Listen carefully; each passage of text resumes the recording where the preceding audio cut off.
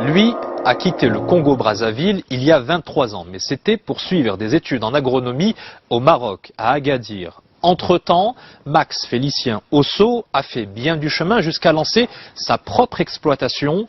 Depuis 2005, il produit des primeurs qu'il exporte un peu partout à travers l'Europe et désormais, fort de son expertise, il envisage de développer une coopération avec son pays d'origine. Reportage Houssine Zig et Adil Bouskri.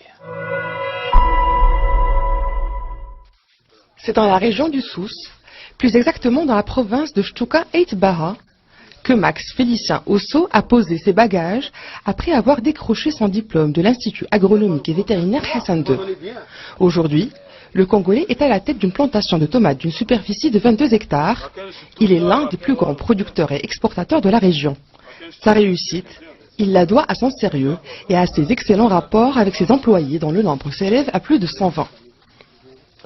C'est vrai que c'est mon personnel, mais ça se passe de tout commentaire, vraiment dans l'amitié, dans la joie et tout. À chaque fois, chaque matin, je les salue tout le monde et tout. Fort d'une expérience d'une dizaine d'années dans la culture de la tomate, Max Félicien Osso est un expert de ce fruit apprécié des Marocains et au-delà des frontières.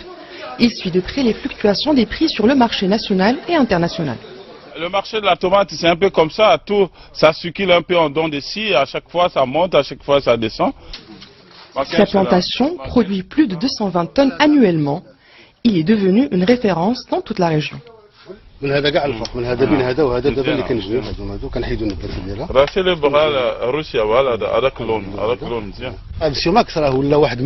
Max, c'est l'un des nôtres. C'est un Marocain maintenant. Il a une grande connaissance sur la culture de la tomate et sur le marché. C'est l'un des nôtres. Ça fait 6 ou 7 ans que nous travaillons ensemble. Déjà, Max, je l'ai connu quand j'étais encore étudiant à l'INCG, donc on s'est connus, ça fait longtemps. C'est quelqu'un d'ouvert, de très sociable. Il parle bien le darija, il parle aussi l'arabe. Donc, disons, maghrébinite. De par la nature de son activité, il suit de près l'ouverture du Maroc sur les marchés africains et porte un intérêt particulier à la coopération sud-sud. C'est ce que tous les chefs d'État d'Afrique veulent. C'est pour ça que le Maroc veut intégrer la CEDEAO pour renforcer notre économie nous-mêmes. Il y a 3 ans, l'entrepreneur a investi dans un projet de développement durable.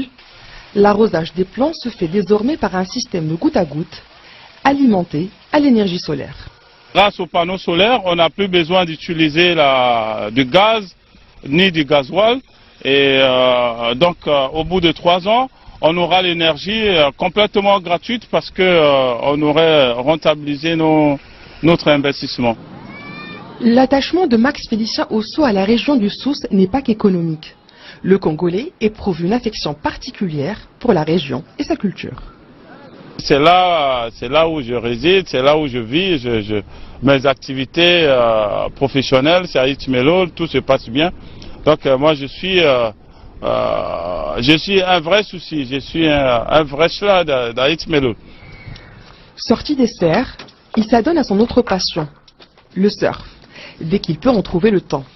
Armé de sa planche de paddle et de sa pagaie, il va à la conquête des vagues de l'Atlantique. Une activité qui lui rappelle sans doute son pays natal, et plus exactement Pointe-Noire, connue pour être un autre paradis pour les surfeurs.